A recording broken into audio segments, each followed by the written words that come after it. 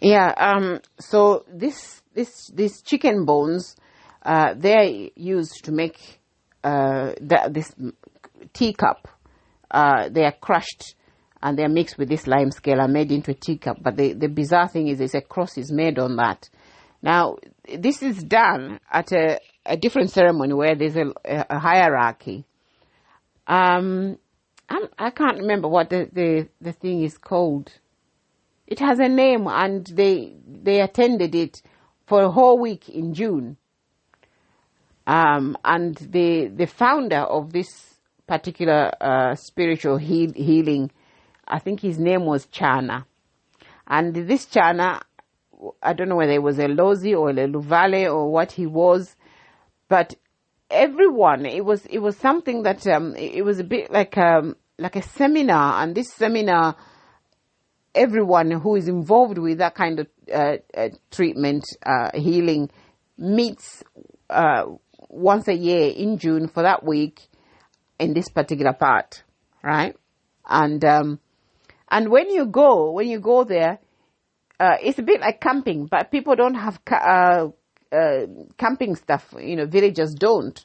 So what you do is you go into this bush, into a jungle, complete virgin jungle, and you cut shrubs and you make enclosures using those shrubs, and you clear the shrubs in the middle where you're going to have your room, and the hierarchy, like this woman Agnes, who was very close to the founder of the thing, they had enclosures made out of grass that you use for thatching, and nice and neatly made. So you could see whose it was and who is just sleeping under a bush, and who is actually made something, and theirs, the hierarchy ones, they were much better, and some of them even had put a roof on. And so Agnes took me under her wing, and I actually met this Chana, and I think he had leprosy, so he lost some of his limbs, and he believes that he was cured from leprosy because of this spirit that came to him and said, this is how you're going to get cured. And in the process, he's healed many other people, and many other people have joined him. And every Saturday, once you're into this business, every Saturday you had to go in the afternoon to a bit like going to church. And she talked about ways of life, basically, the best way to live your life. But what actually, now I'm thinking about it, what threw me is worshipping those chicken bones in that teacup. That is something. That is something. But anyway, so if it's a hen that was cooked for you to eat, then you will no longer in your life eat a hen again. That is how it's supposed to be. So you find people, when, maybe they're visiting and they cooked chicken where they've gone to visit, and they will ask, was it a hen or a cockerel? And some people will say, why does that matter? Oh, because I don't eat hens. But if on that day, if that whole chicken that they give you to eat, if it was a cockerel, then you will never ever in your entire life eat a cockerel again. So again, you're asking what kind of chicken you're eating, they've cooked. If it's a cockerel, just say, oh, I'm sorry, I can't have that because I don't eat cockerel. So once I had, I was actually, I would say I was climbing up in the hierarchy, not that I was understanding, what that meant, but one of the things I actually understood was that once I got to a certain level, to a certain point where my chicken bones and my teacup were made into this mound, then I was a healer and I could go heal other people. But the whole process means, you have to have these, a bit like cowbells, like caller bells from the old days when someone, the master picks up the little bell and jingles it and says, hello, butler, come do this. And a bit like that. So you need a couple of those because you're ringing these in someone's, in you're dancing in a certain way, whichever way your spirit takes, whatever you're chanting and singing, and they then speak in tongues, and then they belch a lot. Somehow they get bad wind, belching, while they sing. And sometimes they go into some sort of trance where they're saying something, but it's like they're just there, like they're vacant. And this is when they're saying that this spirit that possesses this person doesn't want to come out and show itself.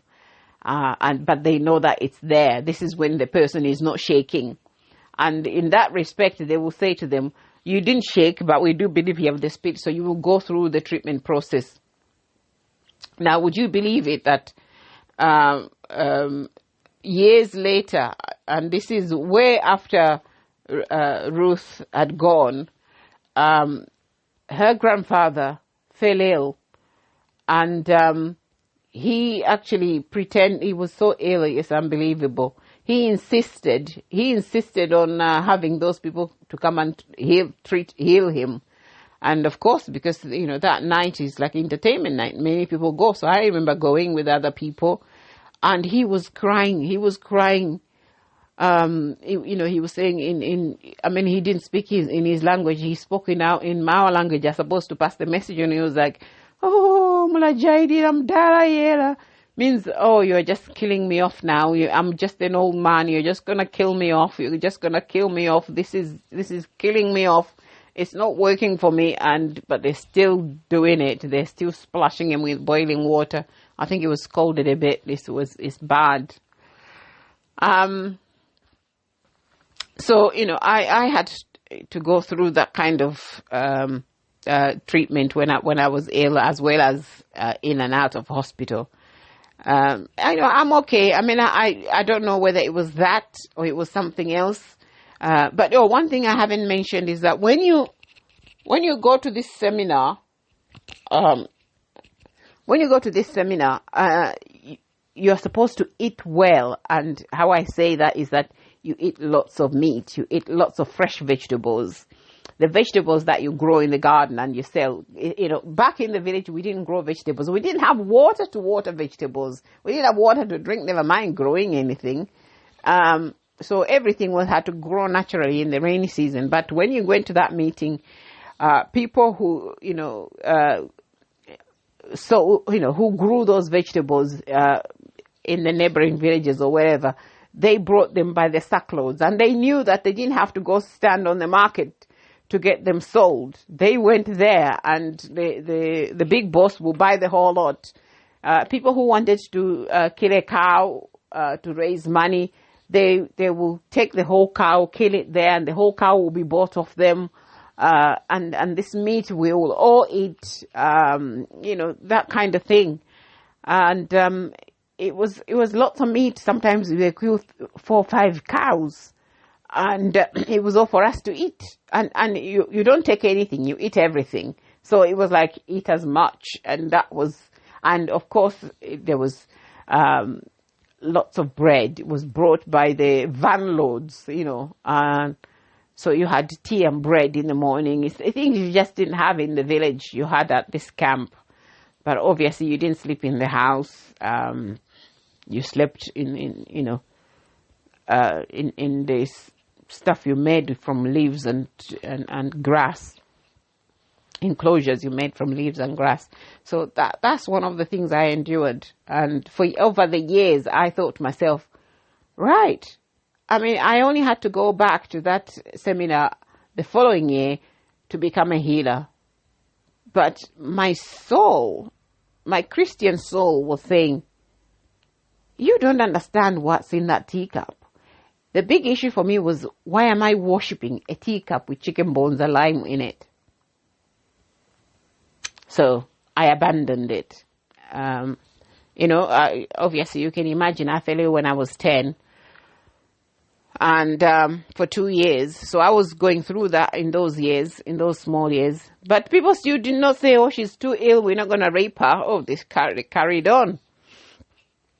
Because what had happened was in the village, within the village, there was this boy. Well, before we actually moved on the small holding, because I fell ill in the old village.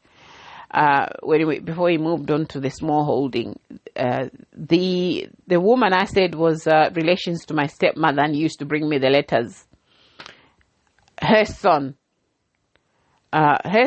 because what happens over there is when you plowing the fields, you're using oxen. And these oxen, once they're born as calves, you think, oh, it's an oxen, it's an ox, right? We'll watch it until it reaches to a certain age. Then we have to train it to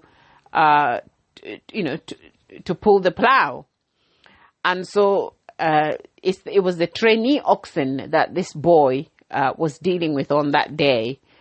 This woman's son called Geoffrey, and Geoffrey had got these two, and he's training them. It was cultivating season, so he was very known for it.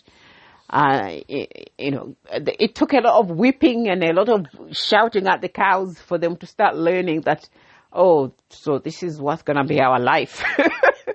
Oh dear. But this particular time, this one was just. Because they do fight. They don't want the yoke around their necks. It's not something they're used to. So they'll fight it and they'll gallop. And it's okay. It's okay to gallop with a yoke around your neck. And sometimes they manage to get it off, or sometimes they got stuck and it starts to strangle them and they have to give in because they need the relief, someone to take it off them. But even then you have to be careful because he wants to charge at you. And Geoffrey was training these two young oxen, and he had the plow, and maybe he shouldn't have. So he was plowing, and it seemed like he was starting to get them under control until the plow hit a root, which must have been a big root from a tree. So which meant that normally for a trained oxen, they will reverse them. Someone, whoever is guiding them, would sort of knock their heads a bit, and they will walk backwards a little bit because they will know that this has happened, and then whoever guiding the plow will pull the plow off the root and carry on. But these were young ones and they didn't know what that meant, and they decided to panic. And he thought whoever was at the front guiding, so obviously maybe a young boy who got scared, and Geoffrey decided he's going to let go of the plow, go to the front and calm the oxen. But they galloped so much that the plow came off the root and it went high in the air, and he thought that it was probably going to land and hurt the cattle somehow, the oxen somehow. So he wanted to go and grab the plow, and he fell, and the plow came and landed on his leg and cut his leg. And so he had to be taken to the University Teaching Hospital in Lusaka, where they had to cut away the leg. They couldn't do anything about it, and just basically nurse his wound. And we had all sorts of stories. Lack of education is scary. And he was saying, he might not come. He's become one of the people. He sits there. His leg is full of maggots, like rotten meat, even when he's alive. Oh my God, really? I don't know who was telling us these stories, but it was horror. So anyway, he got better, and when he got better, he was there for a year maybe, or even more. And when he got better, they made him a false leg. I think it was a wooden leg. And they made it so that, he could, I'm not quite sure which part of his leg got broken. I think it was below the knee, so he could still have a knee to fold his knee to ride the bike. So they got him, the government bought him a bicycle so he could continue going to school, because he wasn't going to be able to walk that distance with the false leg it would rub on his stamp. It would cause all sorts of stuff. And so, and then another thing is permission they got permission from the school for him to wear trousers instead of shorts, because everybody at primary school wears shorts. You only wear trousers when you go to secondary school. So the government had bought him, had said, okay, he has to wear trousers to hide his false leg. And of course, even with his false leg, he could have shoes on. So everything was done so nicely for him. And so when he came to the village, I was also trying to find my way to start going back to school. And I thought, and actually I remember saying, let's go and talk to Geoffrey. If he's going to school on his bike, even if I can't walk that far, if he can take me, I can be in class. So that's how I sort of started back. It was Geoffrey who was taking me to school. It was, you know, it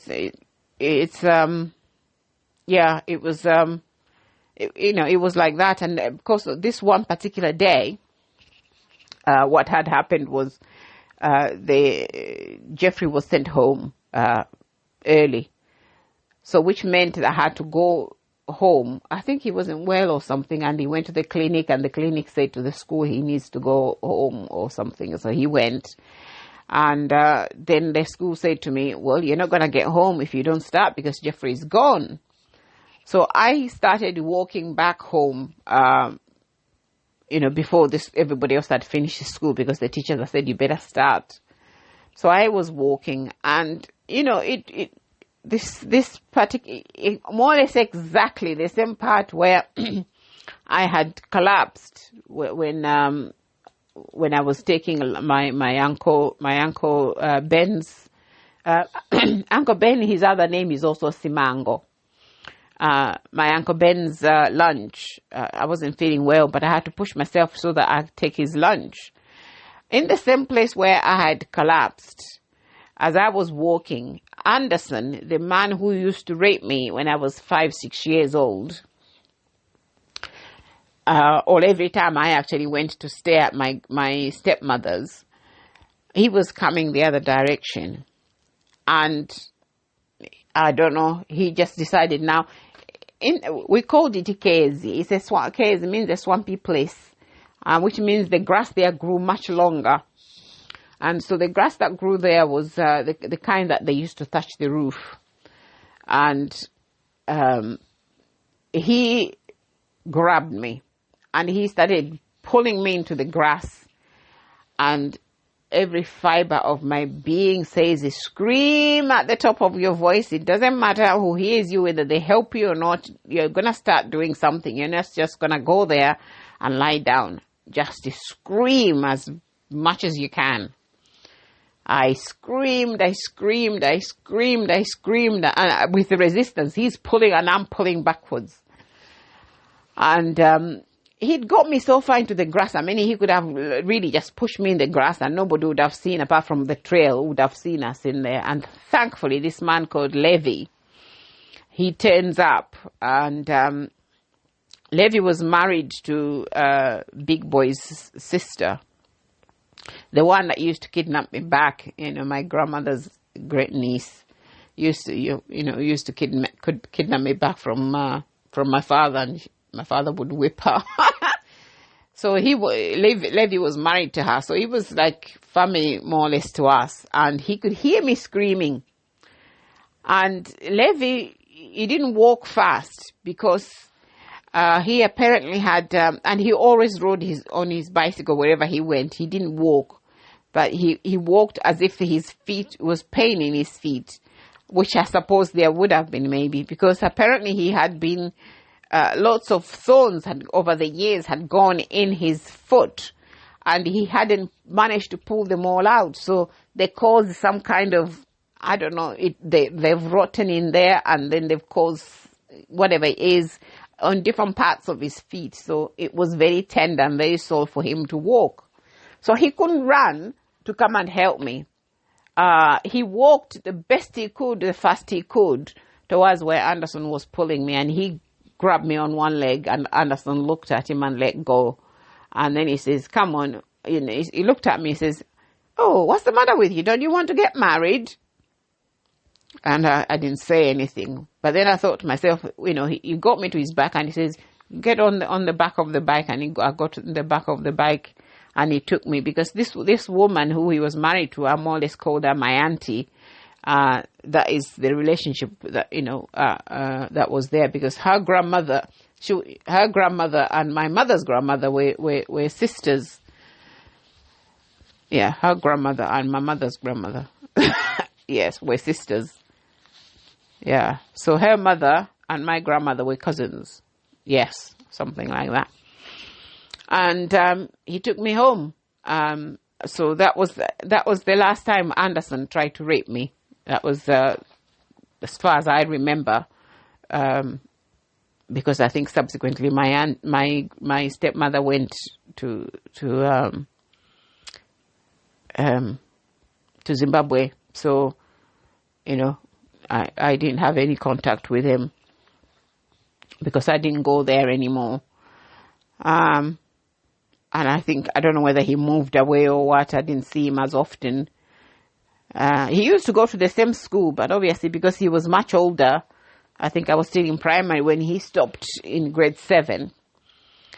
So that was that bit. So what have I've covered how my relationship with Ruth ended, and some of the treatment I had when I was ill, and the accident with Geoffrey and him giving me a lift to school, and Anderson trying to rape me at the time, when I had started to go back to school. Did I say there was 2 other things that I wanted to sort of add before I moved on? The day that I fought back and pinned my grandmother against the wall. That was like the second time I turned against her. The first time was when I was shouting at her because she didn't want me to go to live with my mother. And then the second time, I was going to school. Josephine is my age, but she wasn't going to school. I'm not quite sure. I think she lived in town. And then when she failed grade 7, I think she was ahead of me or something. Maybe she was older than me. Because she finished grade 7 and she came back. She came to live in the village. And, I would be at school and she would just be in the village with older women. And at the time, Green had, he'd come back to live in the village from, on the small holding from Choma, where he'd married this second wife. And he brought with him, workers to work on his farm, and it was a man, his wife, and I think his brothers probably, or there was some sort of relations. There was actually 3 adult men there, a wife of one of them and her children, and so the 2 men who were his brothers, who were, obviously not married and young enough, they had taken it upon themselves, or when I wasn't there, that one of them was Josephine's boyfriend, and then the other one would be my boyfriend. And one night, they actually came into our hut to try and, have sex with us.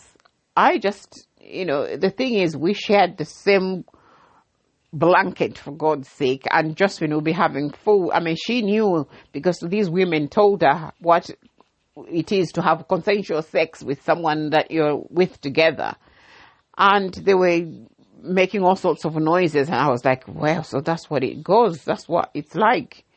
But this other one kept saying to me, you're the older one, and yet you're not doing it right, I didn't want him there, to me, it was like he was another one that was trying to rape me, because this kind of arrangement, I wasn't involved in it.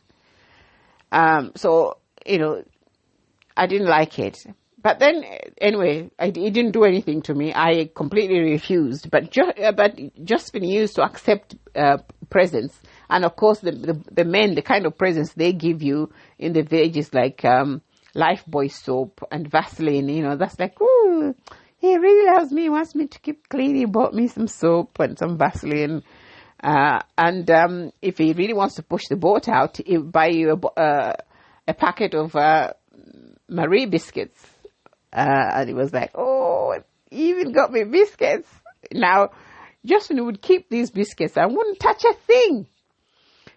Because, you know, they would have done that and they would have given them to her. But they would say, these are for you. These are for me from the boy that's supposed to be my man.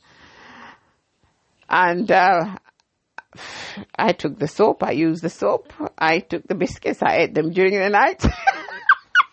Josephine didn't touch anything because she for starters she didn't like bathing. She only washed her legs once a year at Christmas. That was it. You didn't see her wash anything on her.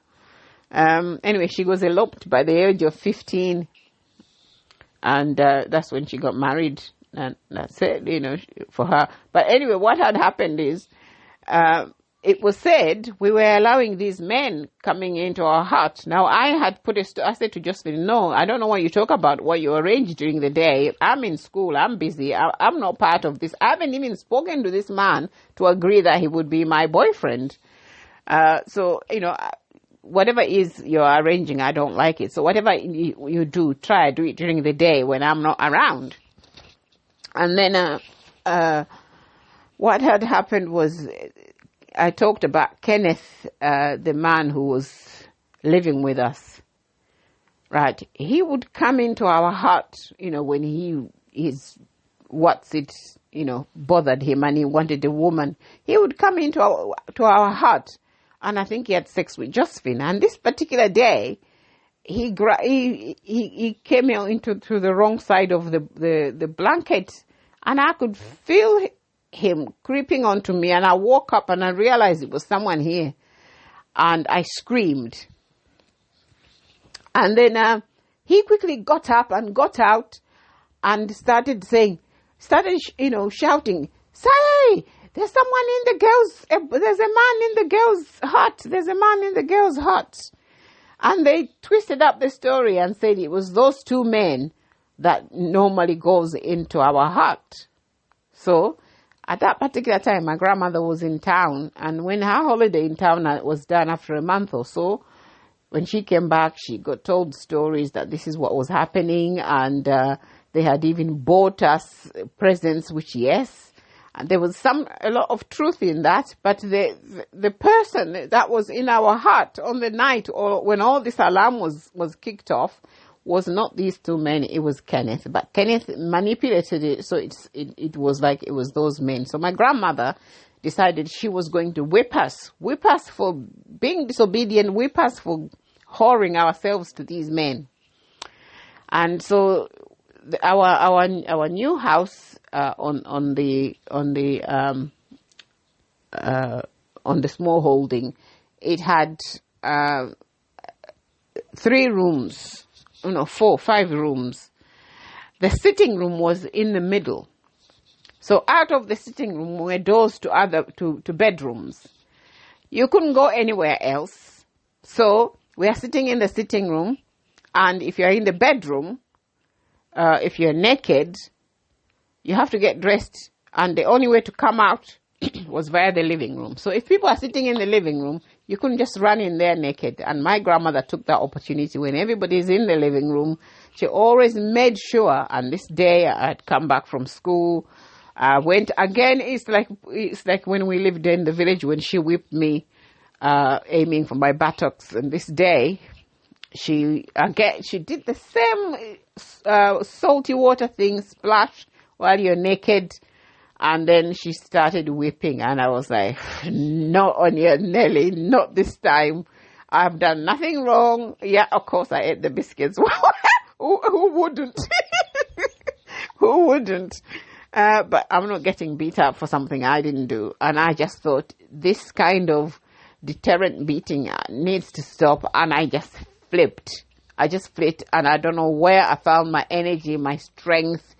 I grabbed this whip, she was using, and I just threw it to one corner, and I held her round her shoulders, pinned her against the wall, and held her around the neck, and I was like, squeeze, I'm killing you. And then she was like, try, come get this, what did she say? Come get this Mkaranga woman. Come, this Chikaranga girl, I think Chikaranga is some tribe in Zimbabwe, because my father is Zimbabwean. She nicknames, I am a Zimbabwean when I'm like that. Because they are vicious. She forgets that she's the one that instilled it. Get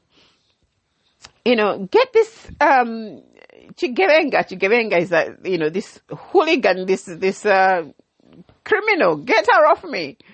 And yeah, I don't know, I just flipped. It was just too much. And that time, the fact that I was telling Josephine constantly to say, look, you better get your boyfriends in check. I'm not having this. And then this happens to me. I was like, no way. Anyone is going to whip me for that. And you know what? Grandma didn't get to find out about who was actually in the hut until last year, 2019 in November. And I said, you remember Grandma when you whipped us and I pinned you against the wall. And she was like, yeah. I said, you know what? You just whipped us for nothing. That's why I got so mad. Because I thought, enough of this deterrent whipping, I didn't do anything. I said, was in our heart who created all that kerfuffle. I said, it was Kenneth. He was coming in doing things with Josephine. And this time, he'd forgot, he'd come in the wrong side of the bed, and it was me he was doing too. So I screamed. Yeah. So, I don't know. Maybe Josephine was going through what I was going through. Maybe she was abused too. But who would talk? I don't know. But the fact that she was nurtured, and when I mean nature, she was nurtured by the old women in the village about how to behave during sex with a man and what pleases a man and how you two can enjoy it. For me, no one had ever talked to me like that before, so I didn't think that a woman could enjoy sex. I thought it was for a man to enjoy sex and for the woman to make it pleasurable for him. But how, I don't know. But I did hear the bit about a woman making it pleasurable for him. But how do you do that? So there you go. I hadn't learned any of that. All right. Gosh, this is the longest, 33 minutes. Yeah. Did I leave anything? Oh, yeah. There's the desires to marry a soldier. Gosh, I'll put that in the next one. Okay. Ta-ra.